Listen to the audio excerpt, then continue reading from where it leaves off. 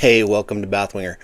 So a couple years ago, I had a problem that I was dealing with, and I had started flying. I'd taken about an 8 to 9 year hiatus because of just life circumstances of flying, and I was getting back into it. I was really excited, but the problem that I was running into was that I wasn't sleeping well, and I'd go to bed at night and I would sleep for about 3 to 4 hours, and then I would wake up. And then for the next couple hours, I'd fall asleep for maybe 20, 30 minutes, and then I'd wake up again. So by the time the alarm went off and it was time for me to wake up and get ready for work, I was exhausted and I was snoring really loud, really bad. And so I'd wake up with a sore throat. I would wake up with headaches. I just would feel like total garbage. And this was really affecting my life. But I was scared to go get it checked out because I didn't want to lose my medical certificate. One of the other big issues that I was having, so waking up with a sore throat, headache, feeling like crap, is my blood pressure was starting to go up.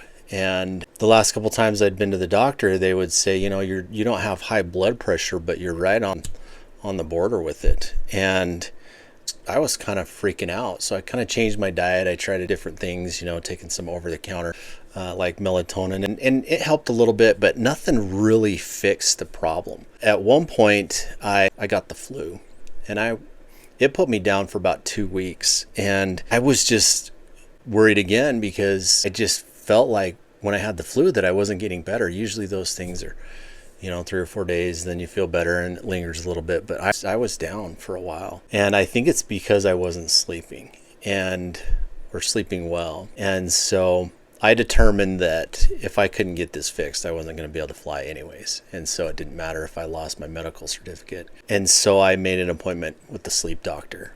Went to the clinic, set it up. And honestly, it was a great experience. You go in, and they had me spend the night. They had a nice bed. The sheets were all perfect, nice pillows. And they hook up all these wires all over you just to monitor your heart rate and your oxygen levels and all those different things.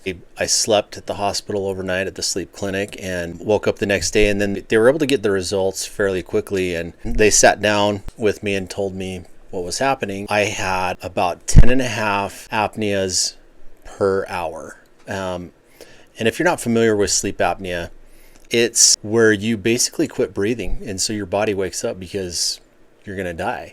And your heart rate goes up, your blood pressure goes up, because if you're not breathing, then you're not getting any oxygen. And so your heart, to compensate for that, starts to pump more blood. And so it doesn't just create problems with the sleep, it creates problems with your blood pressure. The sore throat, obviously, when I would wake up, was coming from snoring really loud. And then the headaches came from a lack of oxygen all night. And so they prescribed me a sleep apnea machine. And mine's a ResMed. And they have all kinds of different masks. So they'll start you out. And mine was just the kind that covers your nose. And so here's mine. And when you put it on, it covers my nose, and it forces air in so that it forces the air in so that you're not basically suffocating. I was a little bit worried because I read a lot of reviews on these things, and there was a lot of guys that were like, this is the worst thing ever, I don't like the mask, I've tried every mask. But I was really vested in this therapy working, and so I did the best that I could, and I was really lucky. The first mask that they gave me worked for me, and I started sleeping better. And as I became more and more used to the mask, you don't even know it's there after you've used it for a period of time. And now, it's become such a part of my sleep pattern that I feel a little naked without it on, to be honest. And so the only times that I don't use this throughout the year is when I go camping. And then they've got a travel bag. I've got it set up really well. This is the one that I use. But all I have to do is put the machine in here, because I keep some of the extra tubes in the water compartment, ready to go. And so it's really not that big of a burden to travel with. And it's been great. It's been a lifesaver for me. So my blood pressure has gone down. I only have, on average, the machine tracks it, 1 apnea a night, and I sleep 7 to 8 hours solid.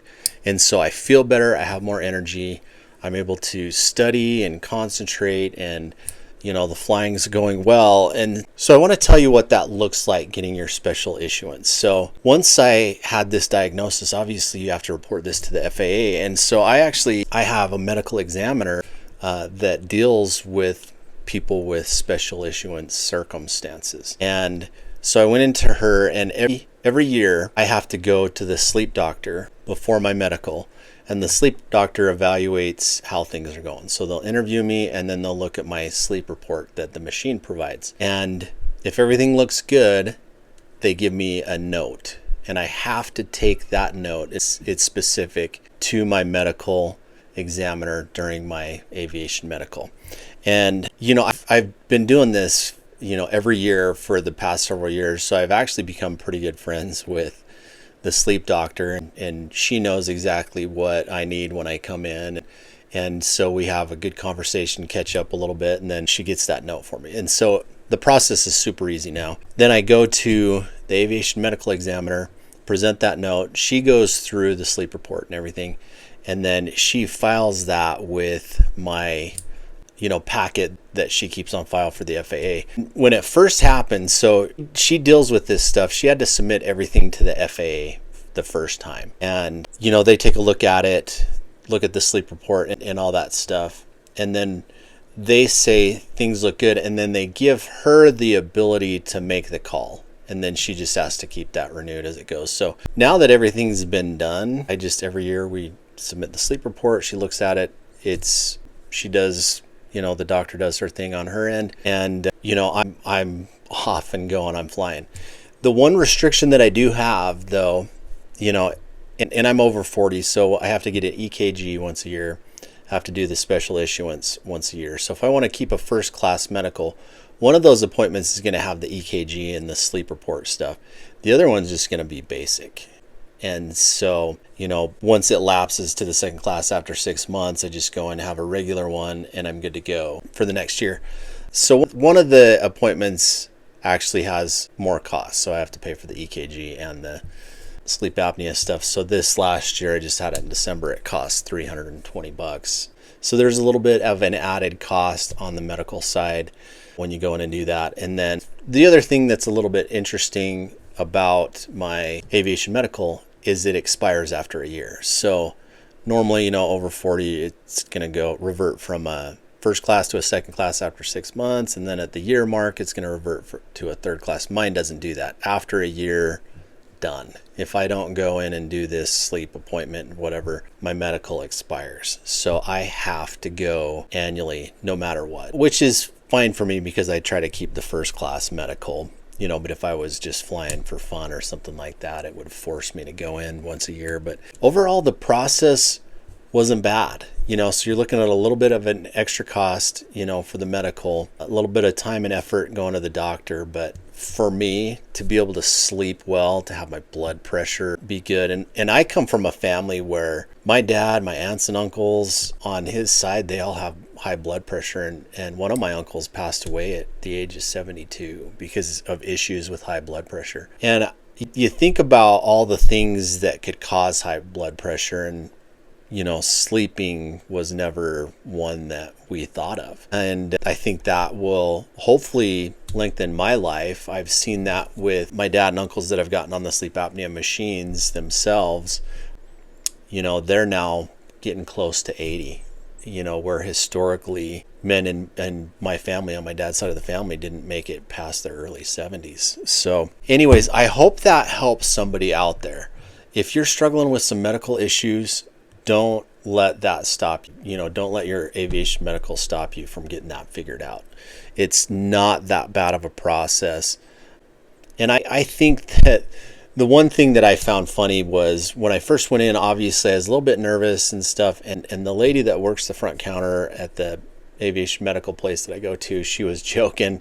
I was talking to her about it, and she said, they're not going to let you quit working that easily. They're going to get their money out of you. And she kind of joked about that. And so we talked, and she said, yeah, they're able to really help a lot of people get that medical and make it so that it's not scary. So if you have any questions, leave them in the comments. And if you've had some similar experiences too, I'm sure some other pilots would love to hear how things went for you. So leave some of those in the comments, like and subscribe. Until I see you next time, fly safe.